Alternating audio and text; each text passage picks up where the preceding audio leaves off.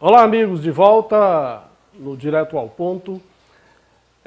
Chamou-nos a atenção essa semana a grande festa realizada no Japão, a entronização do novo imperador, filho do Akihito, o Naruhito.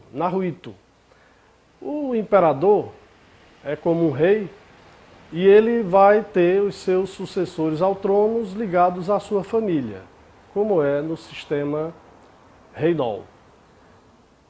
E para isso há uma série de solenidades, né, de saída do antigo imperador e do ingresso do seu filho ao trono.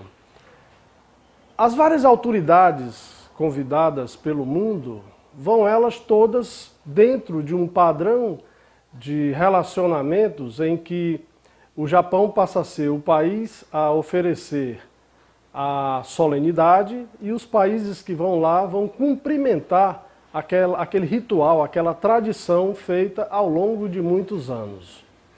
Bom, os reis que ainda tem na Europa foram a caráter, todos eles com as suas insígnias, né, as suas medalhas, e muitas delas foram oferecidas pelo governo japonês, o que é uma praxe. Quando eu lhe dou uma medalha, seja ela qual for, relacionada ao bom entendimento entre os povos, é natural que quando você for me visitar, você leve aquela medalha, principalmente se essa visita for oficial, no caso de uma entronização. Entronização é a mudança de poder que houve lá no Japão.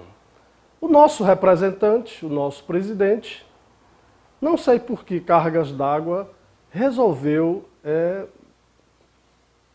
tirar uma foto antes e mostrar ao público. Bom, um arara talvez ficasse mais adequado, né?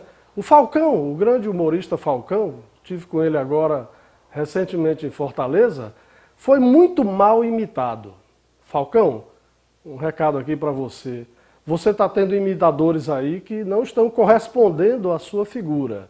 O nosso presidente, lamentavelmente, colocou insígnias e medalhas no peito que não condizem com a ocasião. Principalmente porque essas medalhas não foram dadas, essas comendas não foram dadas pelo governo japonês. Então, houve no início do ano algumas medalhas que o exército deu ao presidente. O presidente vai, cria a medalha para ser dada a algumas autoridades, o exército vai, condecora o presidente, quer dizer, eu fiz medalha para mim mesmo, e colocou um colar que era do tempo do Império e foi para a entronização.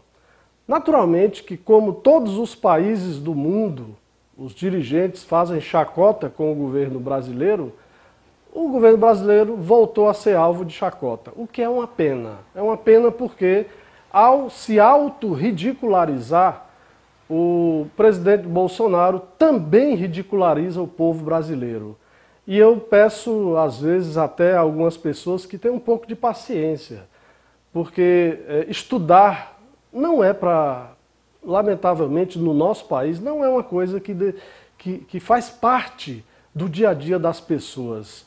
Então, quando a gente estuda, quando a gente produz, quando a gente fica em pé de igualdade com qualquer cientista, qualquer intelectual, em qualquer parte do mundo, a gente sabe como as coisas funcionam.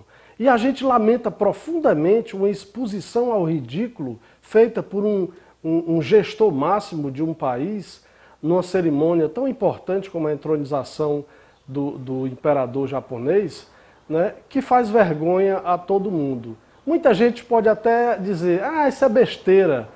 Não é besteira. Se eu levar o meu nome para fora do Brasil, eu quero levá-lo de uma forma em que eu seja exaltado como brasileiro, com as qualidades que eu tenha adquirido ao longo de um processo muito dolorido, muito suado de aprendizagem. Eu sou escritor, eu sou jornalista, eu sou professor. Então, essas qualidades que eu desenvolvo no meu dia a dia, que eu estudo interinamente, eu não paro de estudar, porque estudar é uma coisa que vai me alçar a uma categoria muito mais elevada no mundo Então, quando você vê a ridicularização fruto da falta de informação, da falta de municiar o próprio governo de informações vitais para que ele possa se expor ao mundo, faz com que a gente sinta um peso enorme da falta de educação nesse país. E o presidente está aí demonstrando como o Brasil precisa de educação para poder deixar de validar um tipo tão bizonho quanto ele. É pena, mas nós precisamos resgatar o nome do Brasil e precisamos investir muito mais na nossa brasilidade. Gildemar Pontes, direto ao ponto.